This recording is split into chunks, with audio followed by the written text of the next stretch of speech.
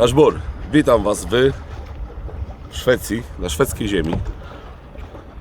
Jesteśmy na pięknie malowniczej wyspie położonej na Bałtyku. Dzisiaj wybierzemy się na polowanie. Na co? No zobaczycie tak bardzo urywkami, ponieważ temat mimo wszystko jest dosyć kontrowersyjny i nie chcemy tego za bardzo pokazywać na materiale, ale tak naprawdę w tej chwili jedziemy na ryby, ale w inny sposób. Zobaczycie, jak oni tutaj łowią. Dosłownie łowią. Proszę? Dosłownie łowią. Tak, dosłownie łowią. W każdym bądź razie zobaczycie zupełnie znów inne łowiectwo niż w Polsce, ale to wszystko przed nami. Pokażemy Wam polowanie w Szwecji, poznacie osobę, która nas tutaj zaprosiła, poznacie Eryka, no ale to wszystko przed nami. Teraz idziemy na łódkę i jedziemy na ryby. Także zaczynamy szwedzką przygodę.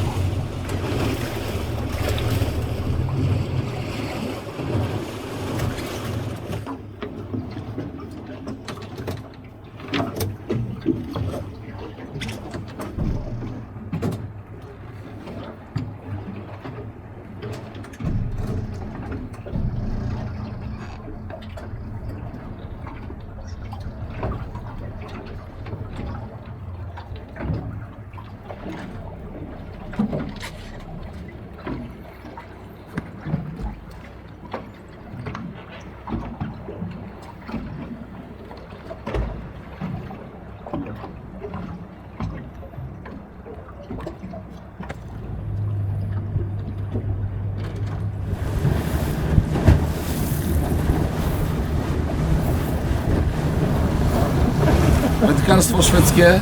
Słuchajcie, stawialiśmy przed chwilą sieć. Postawimy jeszcze kilka tych sieci.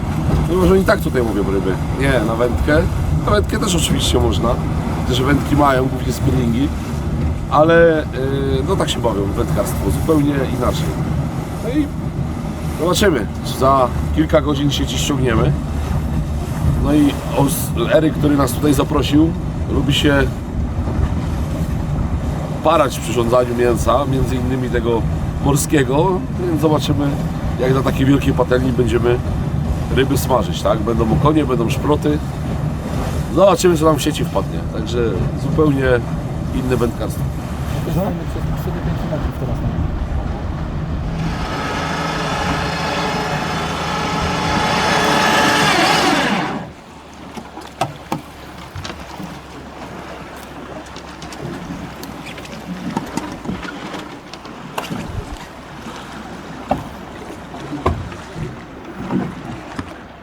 Łowiłeś kiedyś tak? Nie, nigdy. U nas to jest żywe kusownictwo w ten sposób. Tak tylko łowią rybacy, między innymi z Polskiego Związku Wędkarskiego. Oni tak po prostu robią, to się nazywa kontrolowane odłowy. I prasowi kusownicy, tak? To u nas tak łowią. Natomiast tutaj to jest normalne. Że tutaj... Jesteś właścicielem wody, to masz wyspę, to wtedy możesz sobie 300 metrów możesz wędkować. Musisz wystawiać sieci. Tak, czyli te wyspy, które tu widzicie, są wyspami prywatnymi i tak jak Eryk powiedział, do 300 metrów nie tylko możesz stawiać sieci, ale możesz również polować. Jak masz wyspę, to możesz sobie polować, tak? Więc tych wysp pytaliśmy. No dobra, ile jest tych wysp? Napiszcie w komentarzach. Powiem wam, że w tysiącach musicie liczyć, na pewno nie w setkach. I większość tych wysp jest wyspami prywatnymi. Są oczywiście wyspy jakby strategiczne, czyli militarne, bo tutaj pytaliśmy. Są wyspy państwowe, ale zdecydowana większość wysp jest prywatna. I tam na przykład za nami jest taki domek. Taka dacza, powiedzmy. U nas ogródki działkowe ludzie mają. Tak, a to jest takie, każdy sobie może mieć takie swoje Rodos. Albo Teneryfę. I ma taki domek na tym, nie?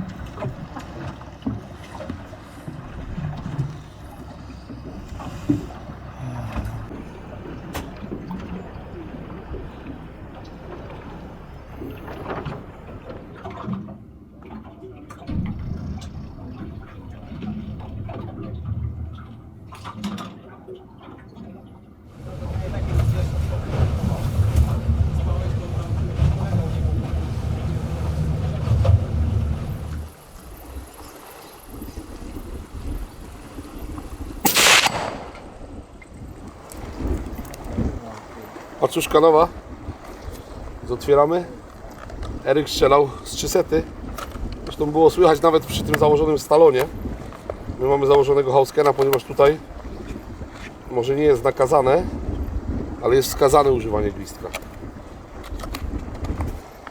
U mnie bipodu nie ma, więc strzelimy sobie w pozycji leżącej z plecaka. Tam mi weź ten większy cel na początku.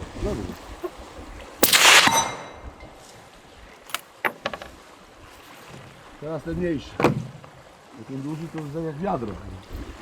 Bez przesady.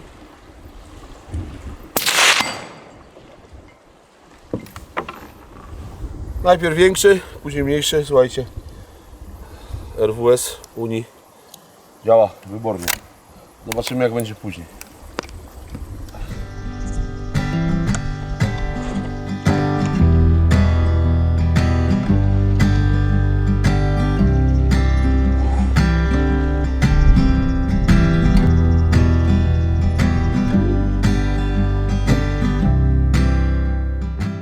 Witam Was na szwedzkiej wyspie. Chyba wyspie bez nazwy tak naprawdę, bo nie wiem, mają one nazwę, Eryk, czy nie? Does this island have a name? Yeah, the name is Kudoxa. Aha, czyli już wiecie, jak się nazywa. Jest z nami Eryk. Eryk, jeszcze raz dziękuję za zaproszenie. Jest z nami gospodarz. Witam. Chcę, żeby Eryk Wam opowiedział, dlaczego, na co będziemy polowali tutaj. I tak jak Wam powiedziałem wcześniej, to tak nie będziemy Wam do końca chyba tego tak naprawdę pokazywać, ponieważ no, jest to temat dosyć kontrowersyjny, ale spróbujemy Wam przybliżyć jednocześnie polowanie, jak i problem, jaki tutaj jest. Jednocześnie opowiadając trochę o polowaniu w Szwecji, bo nie da się tego zawrzeć wszystkiego w jednym odcinku 30-minutowym. Eryk Wam powie, jak długo tutaj przyjeżdża, od ilu lat. No i troszeczkę przybliży Wam, bo mi się tutaj mega podoba, już byliśmy, ale to zobaczycie później, co robiliśmy. Natomiast no, nie będziemy przedłużać. Oddaję mikrofon Erykowi, on sobie go zaraz tam wepniemy albo będzie trzymał. Ja z kadru znikam i porozmawia po angielsku z gospodarzem tego obwodu. Ja miałem już powiedzieć, że idziemy na polowanie, a tu się płynie na polowanie, a nie idzie, więc na spokojnie. No i tyle. Także posłuchajcie. Oczywiście komentarze, które będą pod odcinkiem, też bierzemy na klatę, bo mogą być różne, ale żeby najpierw napisać komentarz, to trzeba to zrozumieć, tak? Także oddaję mikrofon Erykowi i zostawiam Was tak naprawdę z Michałem, z Erykiem i z naszym gospodarzem. Także ja uciekam i nasz bór. To może na początek, żeby odpowiedzieć do wszystkich po polsku na początku, to na pytanie, które zadał Kamil, przyjeżdżamy tutaj już od około 5-6 lat, ale żeby troszeczkę Wam przybliżyć całą tutaj historię i opis i w ogóle jeżeli chodzi o polowanie na foki i sytuację, która jest w Szwecji, to już tutaj zadamy pytania Klasowi i ona wszystko odpowie. Klas, could you say something about the seal, about the population? How big is the population of the seal? How many licenses each year? And is it a problem animal? And why you shoot? And first, could you say about this a little bit? Yeah.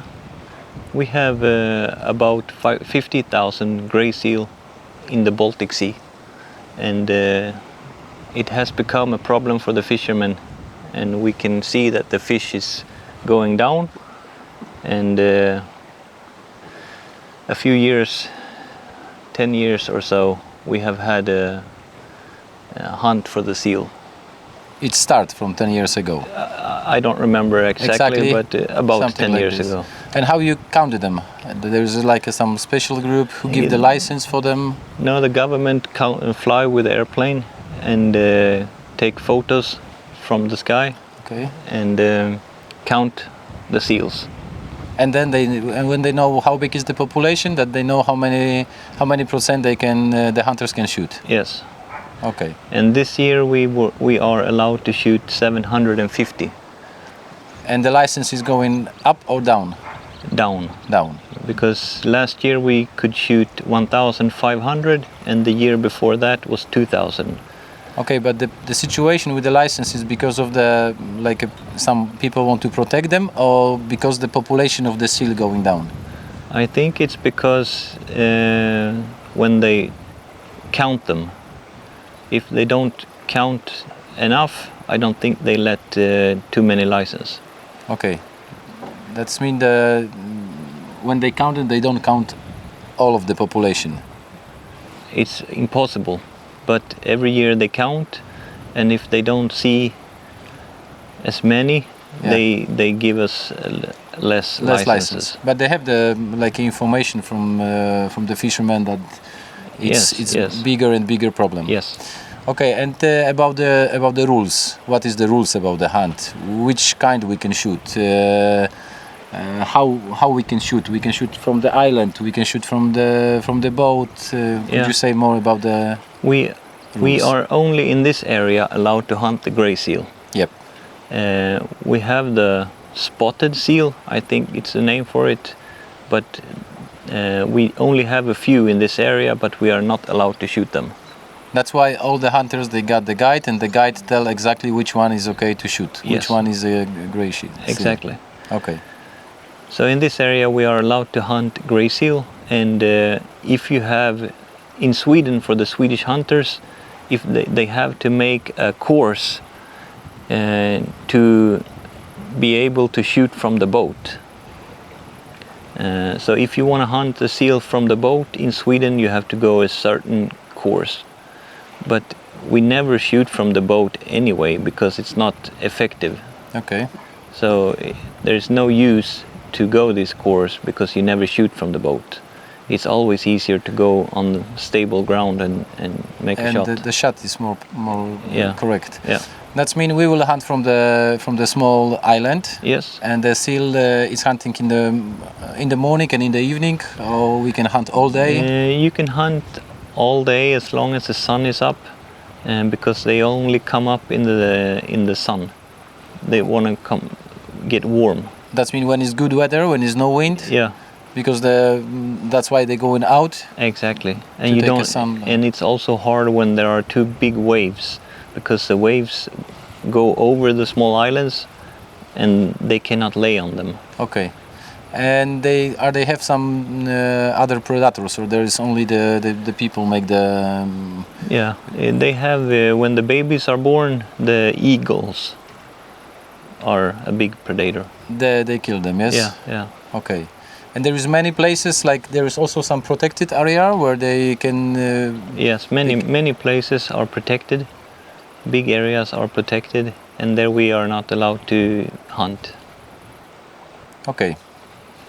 That means we must tell the hunters some more information about the safety, about the more rules, or just that we need to guide and All the guides know what they are doing and where they are hunting, so they are safe with the guides. Okay. And how big is the territory where we can hunt?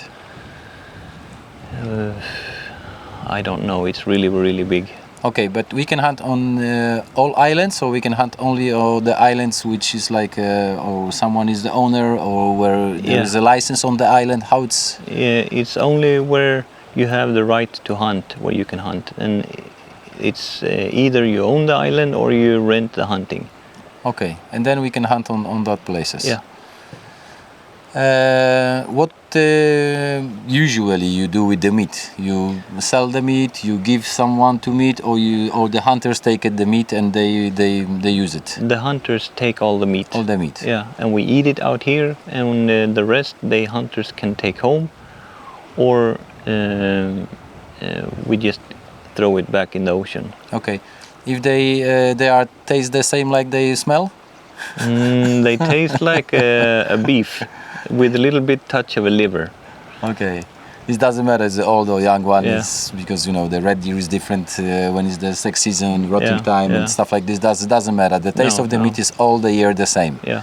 And they are quite fat, and this what you would also take from the seal. There is like a skin, and you The do skull, some stuff. The skull, the the skin penis bone. from the male. Yep. Yeah, and the skin you can make many fun stuff with. You can make a Yeah, I got the gloves shoes or- which yeah. was making in Namibia from the seal skin. I didn't know that. You make it also the shoes? No, I never made the shoes, but I made jacket, hat, gloves, gun case. Yeah, you can make whatever, pillow Okay. or just a flat skin. Okay. But the rules from the EU says that we are not allowed to sell any products from the seal. So no skin, no meat, no nothing. We cannot sell the meat or the skin. Okay. That means if the hunters shoot something, they take all, Yeah, and they will do it whatever they want. yeah. Okay. Then yeah, we will see. Like you see, we will wait a little bit for the better weather because it's quite windy now. Maybe on the open ocean will be better, or Be big waves. big waves. Yeah. Then we will wait a little bit and Yeah. then we will go Yeah. and see how will go. Yeah. Dashbur dla wszystkich, zobaczymy jak się polowanie nam powiedzie. Jest klas Dashbur. You know how to say. Dashboard, dashboard.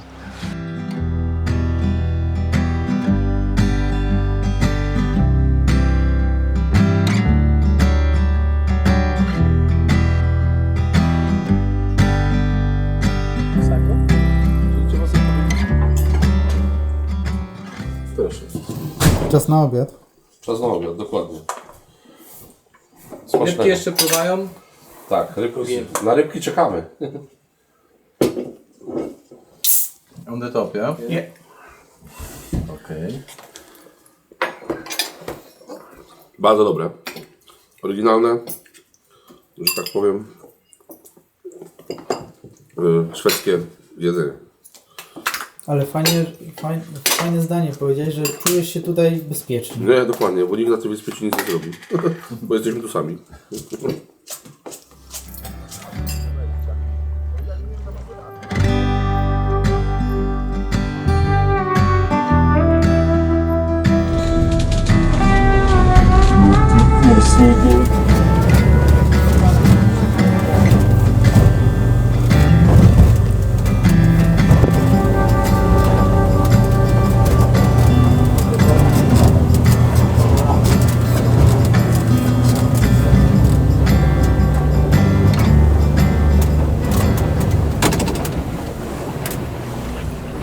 Zobacz, jak orzeł siedzi.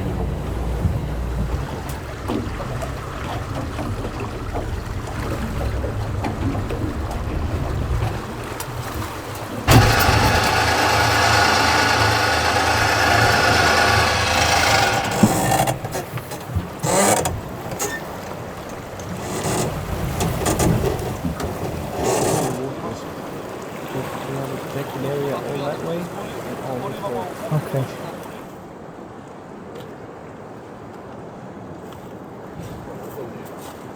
This is the head, Okej, and the eagle, they open the skin in the head okej, and pull the skin okej. backwards. So start. Tam. Tu mamy już pierwszy szkielet, doszliśmy od łódki 30 metrów, już mamy pierwszy szkielet młodej foki, zabitej przez orły. Zaraz Wam pokażemy, ale musimy wyjść na górę i zobaczyć, czy są foki z drugiej strony. Jako ciekawostkę Michał Wam pokaże. Za nami jest kolejna wyspa, to jest po prostu wielki jeden kamień głaz, ale co ciekawe, patrzę na niego, tam jest na środku coś wymurowane. Więc ktoś tu musiał przypłynąć, przywieźć ze sobą materiał budowlany i wymurował taki kwadracik, ale po co to nie wiem. Może ma być tu latarnia morska.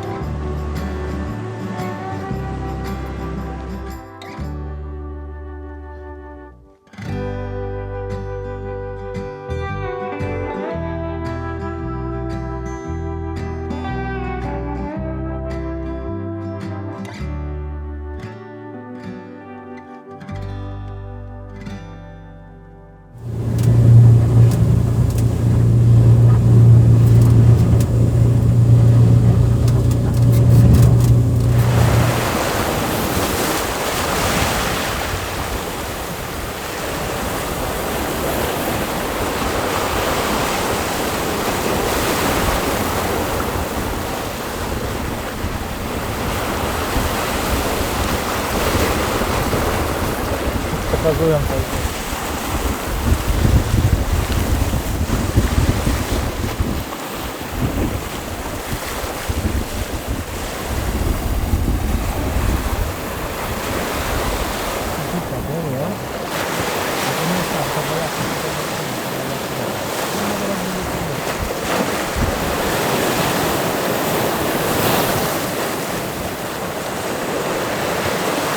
Wypinęłaś się. Nie wiem, czy dostała.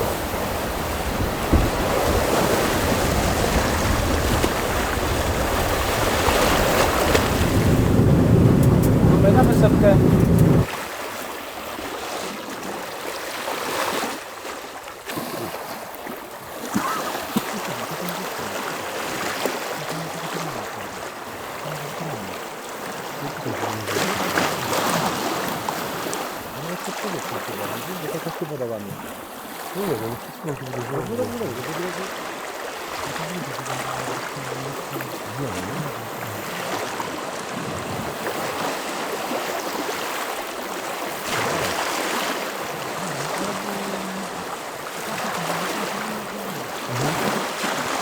Cały czas jest jedna. Ja widzę. Ale to jest daleko, wiesz? Nie jest tam, to jest daleko.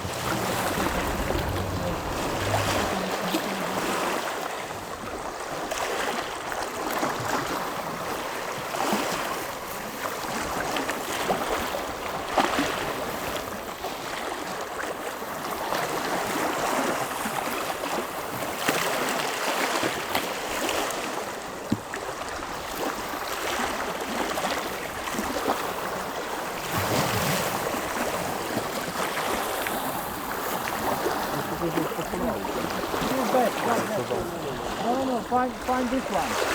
Find this one. Okay, find this one.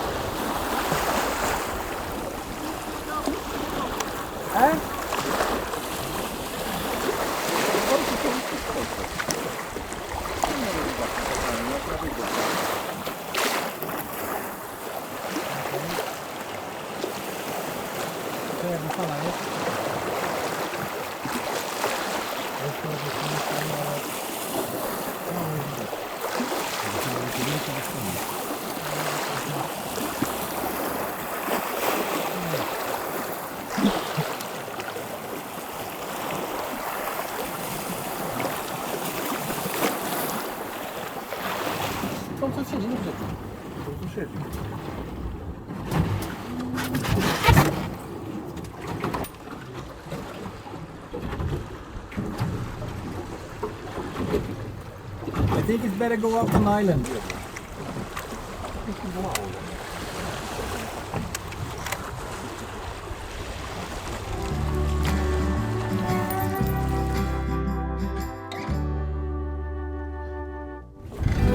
American boy.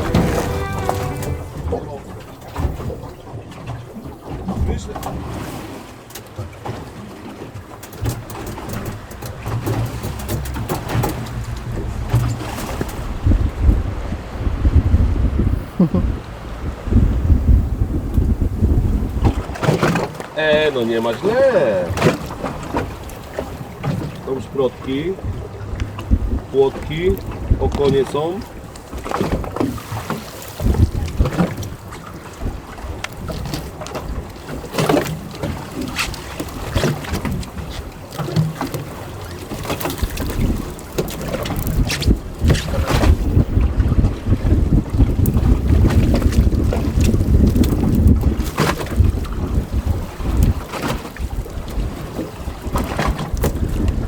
Dobra, obiad jest, słuchajcie. Okay. Ale zobacz jak?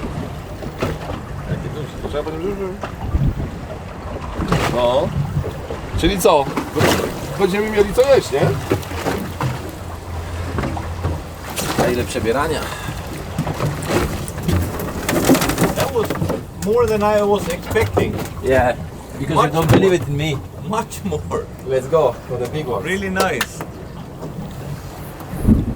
Jak tak samo będzie w tej dużej sieci, to powiem Ci, że musimy zostać jeden dzień dłużej, żeby to wszystko zjeść. Ja wiem, ale to na pewno będziemy, podejrzewam, że tam ta sieć była 2 razy większa jak ta. No 3 razy. Albo 3 razy, no dokładnie. Mieliśmy ją na takim przepływie postawioną tam. No zobaczymy. No i mega, mega. Także...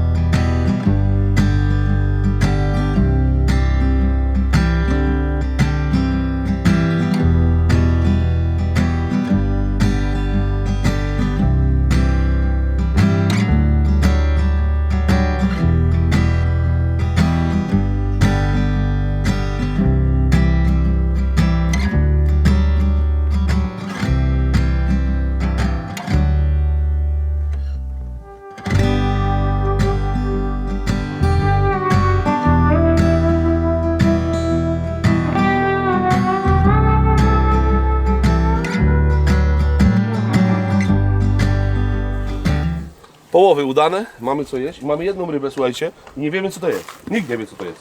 Nawet miejscowe nie wiedzą. Co to jest? Aha, zaplątała się silnie. Ktoś, kto się zna na rybach, na pewno zgadnie, co to jest. Wygląda to niby jak boleń, ale to chyba nie jest boleń. Nie, bo to ma inny pysk jak boleń, to nie jest boleń. What is the name of this fish? Sea. Syk? Sea. It's in the salmon family. A, łososiowa ryba. Łososiowa ryba, no to na pewno nie boleń, to już teraz wiem, że to nie jest boleń.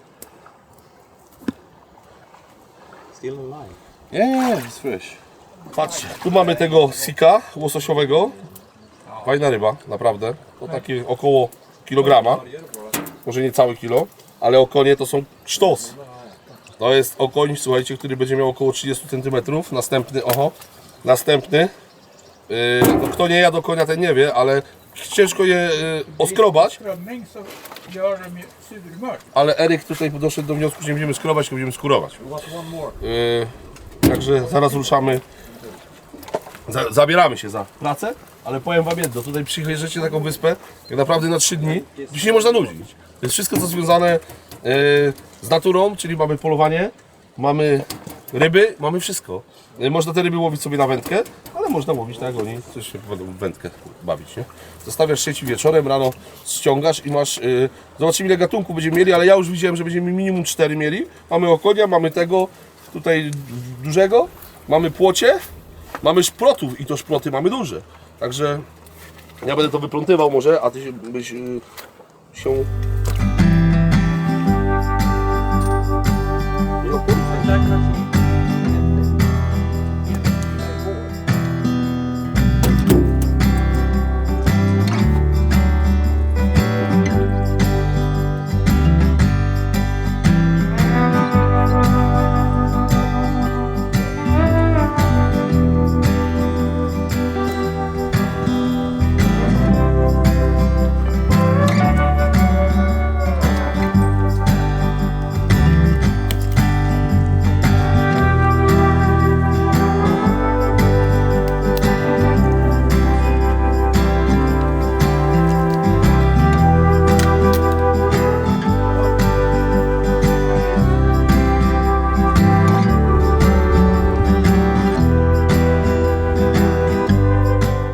Słuchajcie, pierwsza część, znaczy nie, no już druga część zrobiona. Pierwsza część wypłynęliśmy, ściągnęliśmy sieci, rybę z sieci wyciągnęliśmy, jeszcze pływa, co niektóra.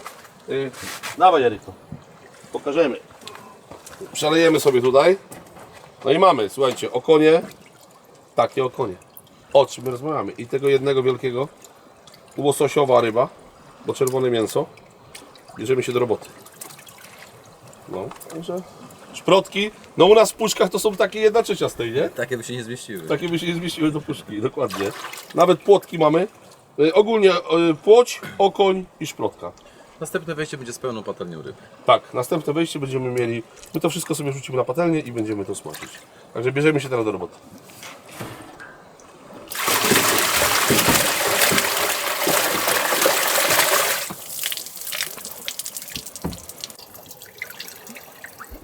To jest okoń 37, no.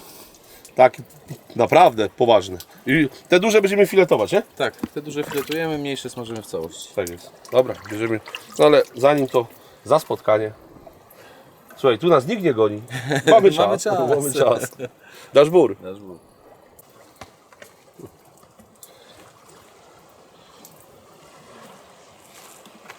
Są te ryby słodkowodne w Bałtyku, takie jak u nas na rzekach pływają, to ja wiedziałem, bo tam ludzie szczupaki łowili, leszcze potężne się łowili na Bałtyku. Chyba normalnie sobie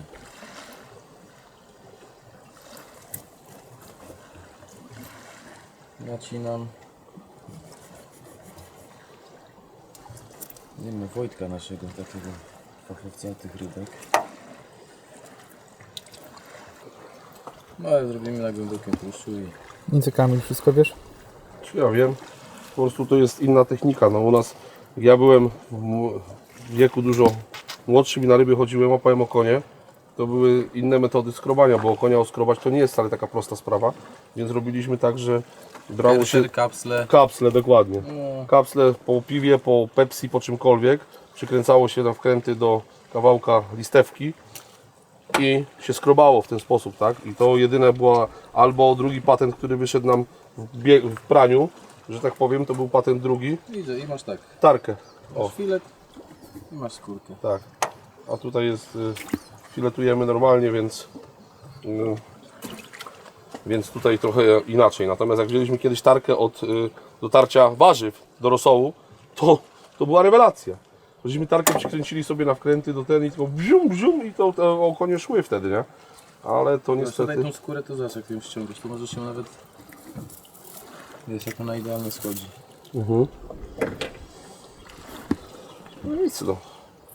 Słuchajcie, nałapało się, to teraz trzeba nie może się zrobić. zmarnować. Nie może się zmarnować. Ta ryba po to pływała, żeby przyjechali tutaj chłopaki z Polski, no zjedli. Więc tyle czasu. Pies nauczony jedzenia ryb, w ogóle ewenement. W każdym razie te małe będziemy smażyć na głębokim oleju w całości, czyli nie będziemy ich nawet skrobać. W momencie, kiedy smażymy, skóra sama odejdzie i zostanie mięsko. Więc tak to wygląda. No to filetowanie ewidentnie idzie lepiej Erykowi, więc ja mu to zostawię, bo ja tego nie robiłem, a może by mi się wszystkie palce jeszcze przydały. Nie chciał mu się pociąć.